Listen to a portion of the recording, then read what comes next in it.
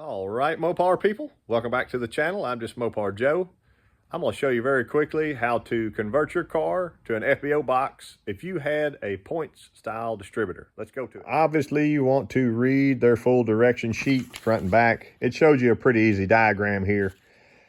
This one, I'm actually eliminating a bunch of this nasty spaghetti of wiring, and I'm putting in some new stuff. You can see I ran like new wires for a horn and whatever, but slowly but surely, I'm eliminating a bunch of stuff. This car now has a one-wire alternator, so I'm not going to use a voltage regulator on the firewall.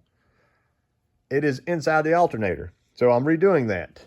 But as I move forward, I'm also going to eliminate the ballast resistor because I can get rid of these ugly wires and all this extra stuff here. Bigger portion of that's going away.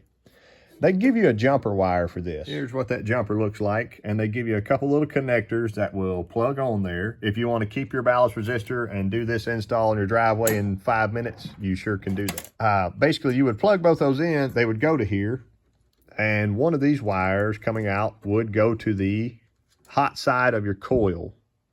So I'm going to show you how I'm going to do this today, and we're going to get rid of this ugliness here. First step, when you mount your box, figure out wherever you want it.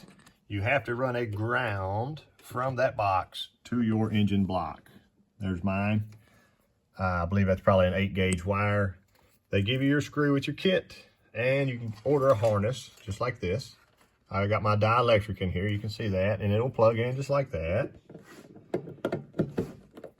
Nice and solid. Screw goes in. Tighten up. And don't over tighten. Now we look at our harness, and one thing you can do immediately, you'll see a green wire. Let's find it. You'll see a green wire. I'll pull it out. That does not go to anything. So I like to take my wire cutters and I'm going to cut that dude right there. Not necessary, it is gone. So that leaves us with 4 other wires. 2 of those will be your magnetic pickup for the distributor. And it has an end like this. So you plug that in into your distributor. I just wrapped that wire up right there right now. I'm probably going to shorten it, make myself a nice connection, and then heat wrap it to get all that extra out, since all this stuff's so localized. The black wire coming out of the harness, they even give you a nice eyelet. It goes on the negative side of your coil. I'm also going to trim that up since I'm only going 5 or 6 inches here. The blue wire goes to that very top star. I've already got it stripped. I'm going to shorten it up also, and I'm going to hook it to the positive side of my coil. Basically using the coil as a distribution block of sorts. And I will address my wiring over there. There we are. So you can see my positive has that blue, negative has the black. And here's my 2 wires running out of the firewall, bulkhead connection to the ballast. I went ahead and trimmed those 2 extras off because they were in the way. All I'm going to do here is just snip and snip. 1 and 2. If you get your voltmeter out and you turn the key on here, one of these wires is hot when you turn the key on. The other one is hot when you turn the key to run. So as you power forward on your ignition switch, which this one's in the dash, so as you turn the key on, it excites both those wires.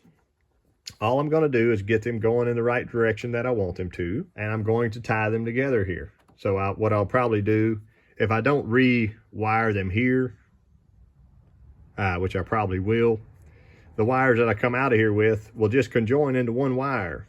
After they go into one wire, I'll come out of this with a little heavier gauge wire and hook to the positive side of my coil. Let me show you that. So we're tied together here. I got a nice soldered connection, heat shrink. I believe this is a 10-gauge wire. So those 2 smaller, I went into a larger here. It hooks up at the coil positive. Same thing with our blue wire. So I just stacked them under there. In theory, you could try to shove both those wires into one eyelet if you wanted to. I'm not going to. Also, you could add a inline fuse here if you'd like, for a little bit of safety. But it's hooked up for now. Black wire goes to the negative side of the coil. We turn our key on.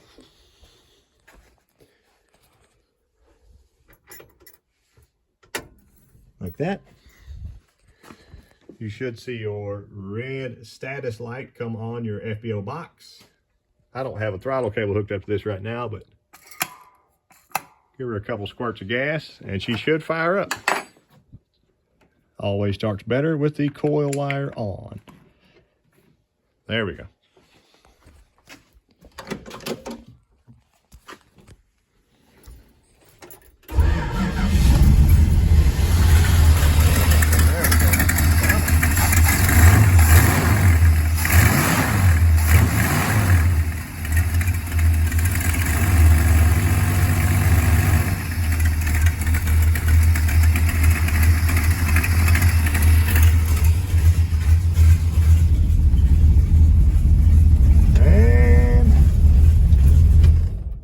Off with our key. Anyway, there's our FBO box and how simple that is if you have a Mopar with a point style original distributor. I appreciate y'all watching. If this video helped you, click that like and subscribe. See y'all next time.